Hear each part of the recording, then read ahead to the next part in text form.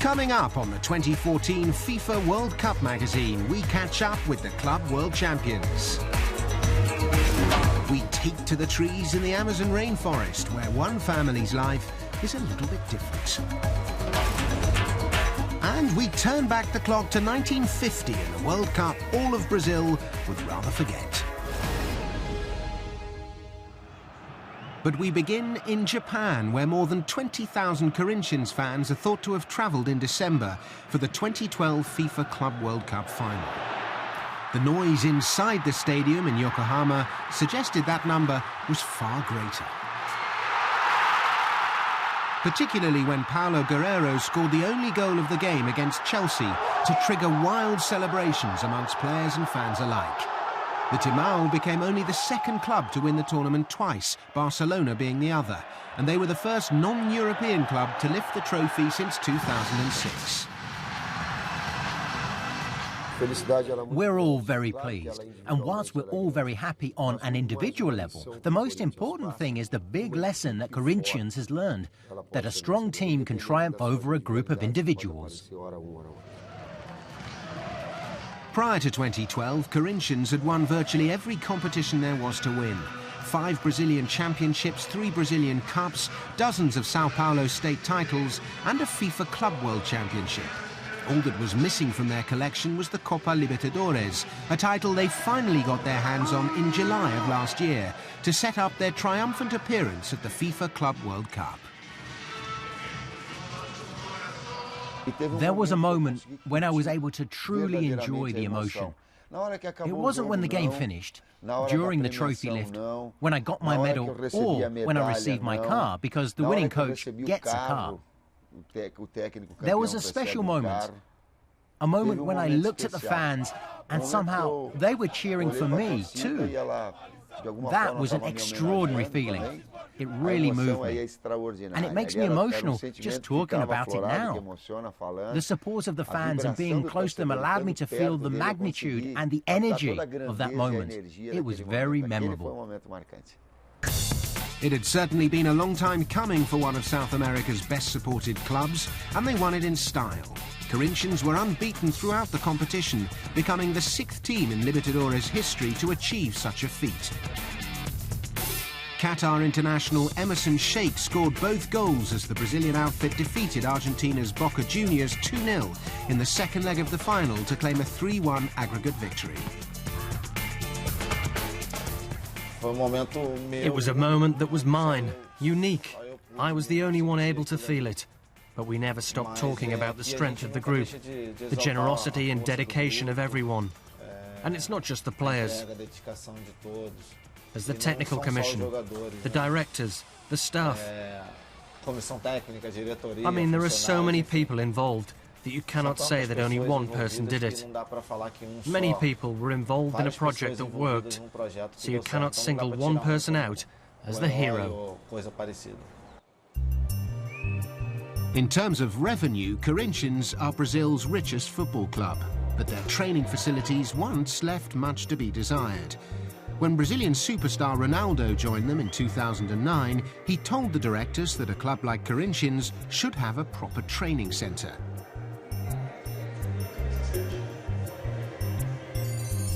Building soon began, and their state-of-the-art facility finally opened in 2011. Today, the club boasts one of the best training complexes anywhere in the world. Eu acho que o Corinthians ficou atrasado durante muitos anos. I think Corinthians was lagging behind for many years, decades even. Although the fans maintained all that passion, the club was far behind. During President Andrés Sanchez's term of office, which coincided with my arrival, we changed all that. We restructured ourselves. We turned Corinthians into a big club, with a structure for training, a structure for playing, a clear structure, and full support for the players. That's not to mention the new marketing strategies. It all helped create a new era for Corinthians. And that new era has the potential to be the most successful in the history of this famous club from Sao Paulo, much to the delight of their passionate and dedicated followers.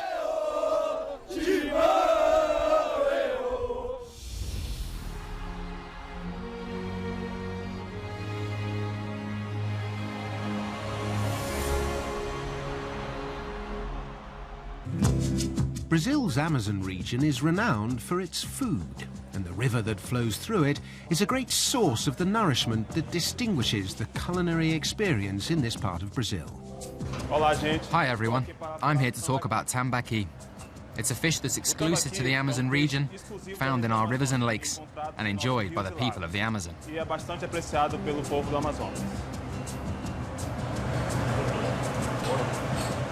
There are many ways to prepare tambaqui. It can be roasted, fried or cooked, as in our famous caldeirada. And one of the main ingredients used in our caldeirada is fragrant pepper and parsley. The meaty tambaqui, along with many other varieties of fish, can only be found in northern Brazil. And such is its appeal, it always draws thousands of domestic visitors to these parts. And those numbers swell further in May each year, when a 6-week food festival gets underway. Launched in 2006 by the Brazilian Association of Bars and Restaurants, the event is staged simultaneously in all 27 Brazilian states. Brazil Taste, as the festival is better known, allows each region to showcase its unique cuisine. The world already knows about the great diversity of plants and animals here in the Amazon, and now can get to know about our gastronomy. This event happens in cities across the country, and those coming to the World Cup will be able to learn not only about the gastronomy of the Amazon, but also about the food in all the states of Brazil. Manaus's 50 top restaurants were invited to take part in the 7th edition of the food festival, and all had to create a dish along a similar theme on the opening night.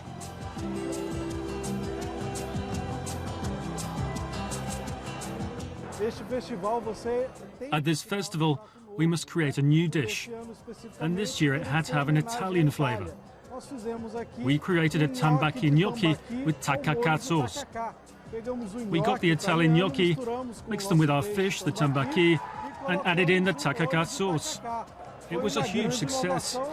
We made 400 portions, and all of them have gone. They were eaten very quickly. People liked it a lot, and we received many positive comments. And such was its popularity, Mario Valle's innovative dish was voted the evening's best by those in attendance. A successful start for Tambaqui de Banda to a 6-week celebration of all that's good about the gastronomy of Brazil. Those who come to Brazil will discover dishes that only exist here in the Amazon, with typical Amazon fruits like cajá, borichi, tucuma, as was seen at this event. The festival is interesting because it has dishes to suit all tastes, not just those of people living here in Manaus, because there are people from other states who do not know our food. This event can introduce all of us to a new gastronomic experience. This year's FIFA Confederations Cup will coincide with the conclusion of 2013's Brazil Taste event, which can only be good news for those fans planning to visit the 6 host cities.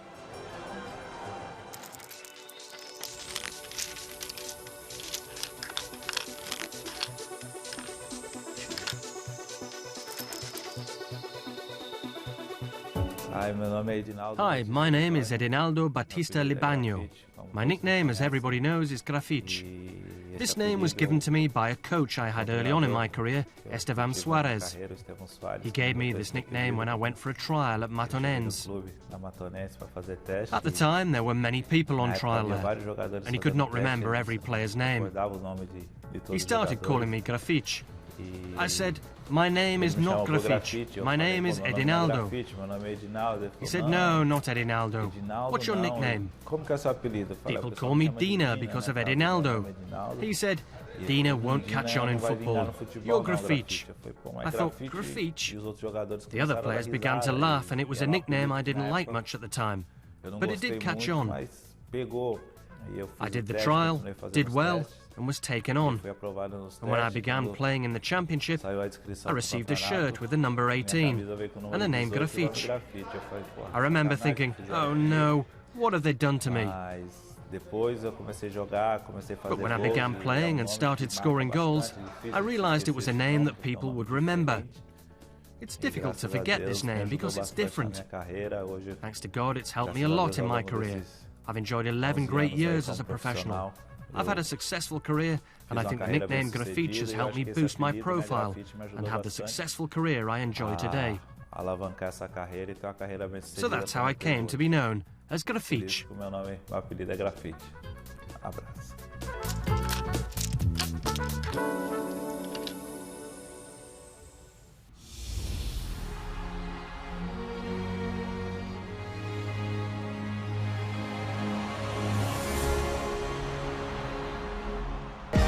The sun rises first in South America on the coastal city of Recife, one of Brazil's most important literary centres. My name is David Teixeira. My name is Cafundó. We'd like to invite you to get to know Recife, here in the northeast of Brazil. Very good, Cafundó. Thank you. In the 17th century, Pernambuco's state capital, Recife, was home to one of the main sugar plantations in South America. As a consequence, European colonizers arrived in great numbers, and whilst they exploited the region's resources, they did introduce the locals to their literature and poetry. Pernambucanos dubbed their newfound love Cordel, and it's now widely available throughout the city. Cordel is a form of popular culture that's been around since the times of my grandfather. Because Cordel comes from the 17th century, it came from other countries and so arrived here in the northeast first. When I was a child, I used to go to the market a lot, and the Cordelists, the poets, they made Cordel about something happening in that place. And that's how the Cordel literature gained its popularity. Authors turning everyday events into stories people could relate to. Indeed, such was the popularity of Cordel throughout the state, singers soon turned to poetry in an attempt to get closer to the masses. As for David Teixeira, he's gone a step further. Whilst publishing his pamphlets at home, he came up with the idea of using ventriloquism to attract a new generation to Cordel. When I created Cafundó, I imagined it would appeal to the children, whilst at the same time promoting my Cordel. It was exactly like that when I went out with Cafundó. Wasn't it, Cafundó? Yes, it was. There were lots of people. There were lots of kids taking pictures of Cafundó. I used to do a Cordel about what there was inside his wife's bag. Cordel's popularity reached its peak nationwide in the 1950s, and the northeast of the country is the only region where it's yet to lose its appeal. And Davi's football Cordel certainly helps. When one team beats another, I go and write a Cordel. There was a time when one club, Sport, offered a cow to a witch doctor to beat Santa Cruz. And what happened? Santa Cruz won. Then I wrote the Cordel. The cup is ours and the cow is not. Part of it goes like this. Tricolor Pernambucano. Passionate fans never doubted Santa, even on its downfall. Had faith and confidence, also had hope of its glorious rise. To face the lion. To face the lion, it did not need a witch doctor, neither a sheep nor a cow. Not to break the enchantment, it is just dribble on the foot for Santa to show who they were, for the lion to shed his tears. Come 2014, World Cup Cordel could be all the rage here in Recife. We'll be waiting for you at the World Cup.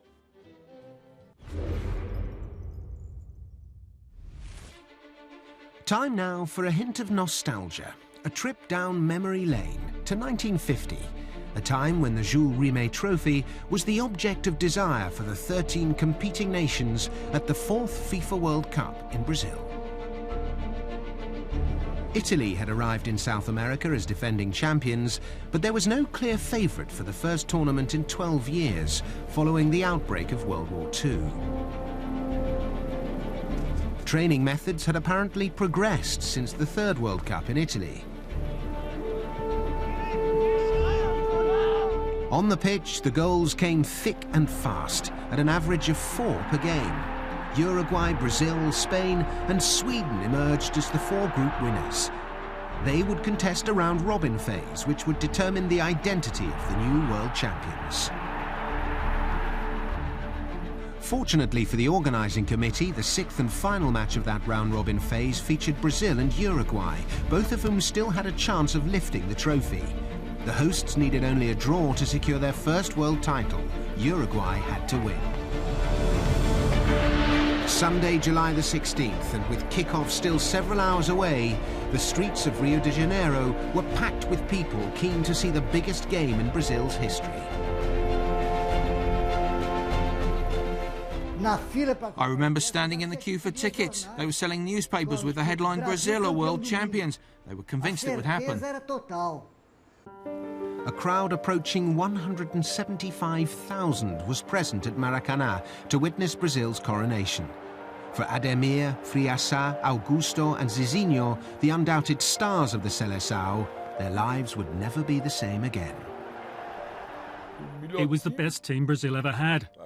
Some say it was the one from 1970, but the 1950 side was better. The first half was a tense affair and ended goalless, although Uruguay did strike the post. The second 45 minutes would be a different story. In the second half, Brazil scored first through Friaça. It was 1-0. At that stage, Brazil were world champions.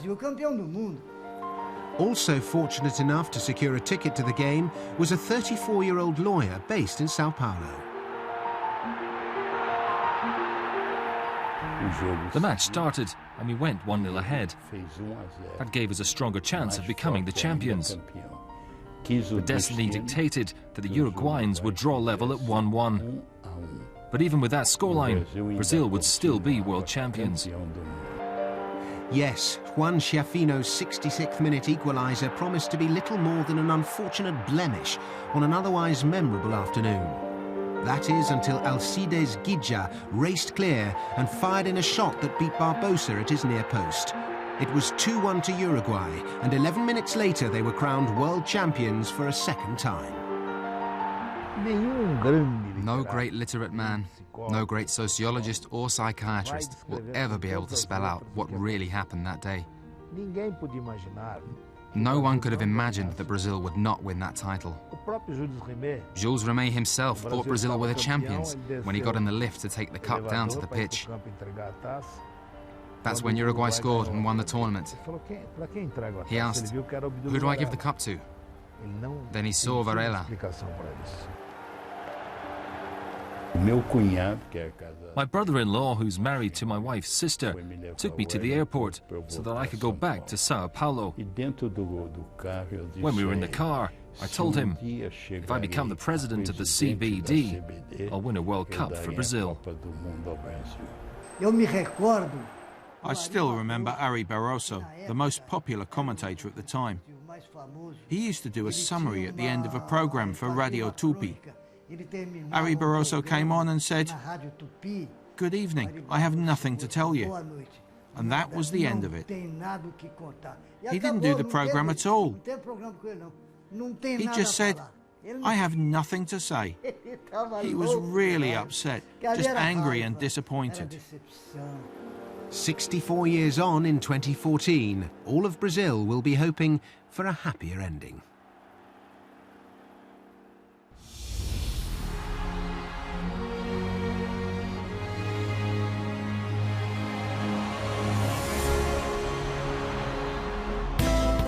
Deep in the Amazon rainforest lives a family that's very much at one with nature. At the head is Leonide Principe, an Italian who arrived in Brazil in the 1980s and settled in the Amazon region a decade later. A photographer by trade, Leonide met his Venezuelan partner in '99, and they're now the proud parents of 2 young children.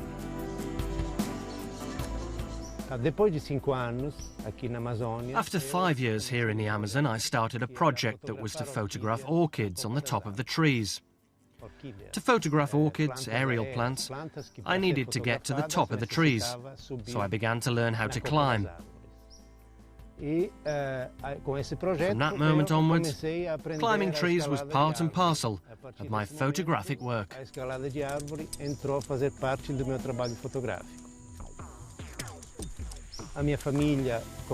10 years ago, my family began to climb, and they now join me on all the adventures that we have up on high.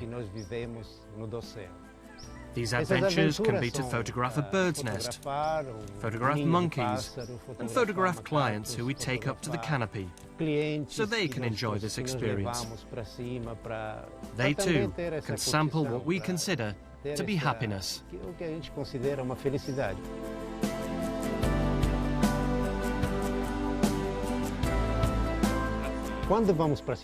When we go to the city, even the kids say that there is a lot of noise. They say, "We don't want it. We hate this. Let's go back to the forest." The kids are the ones that push us most to come back here. We often make a comparison. People are very stressed in the city. And when we come back to the forest, everything is calm and tranquil.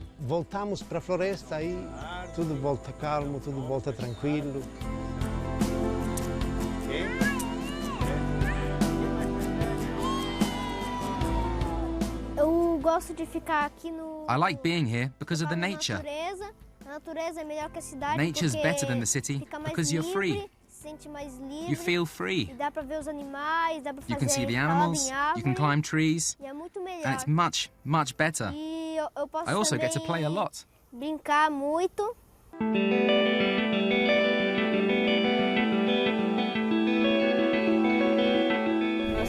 They're not with a nanny or in school. They really do learn with us, within our possibilities. We take care of their lessons, but they do have contact with the outside world. They have the internet, they go to school via the internet. They have friends all over the world. So this, the technology and the simplicity of life in the Amazon, are great assets in their upbringing.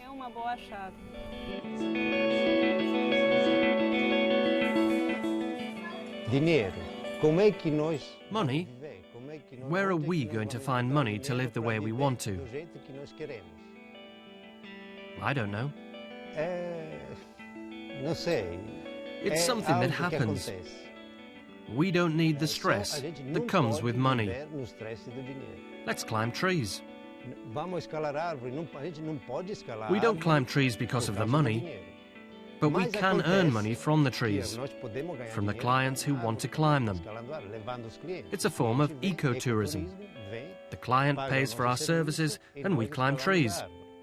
I photograph nature, I sell my photography to make books, to make school books, newspapers, magazines. It's a balance.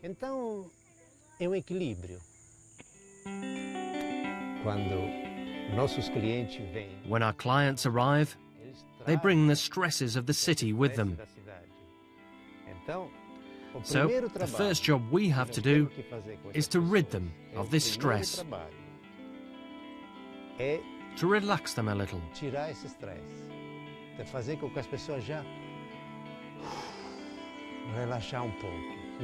We don't say, "Come on, let's get on with it, let's climb, let's go out and see things." No, no. We calm them down. That's our first job.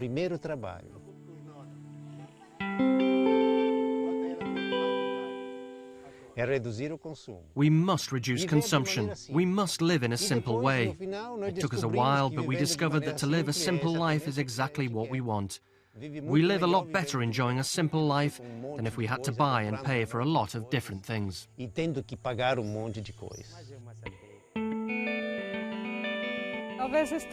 We don't need much to be happy, you know? Simple things please us. Being together as a family is already a great gift.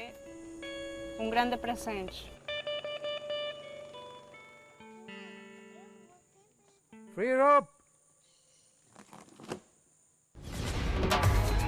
Next time, we'll hear from Big Phil Scolari on the challenges ahead for Brazil's returning coach.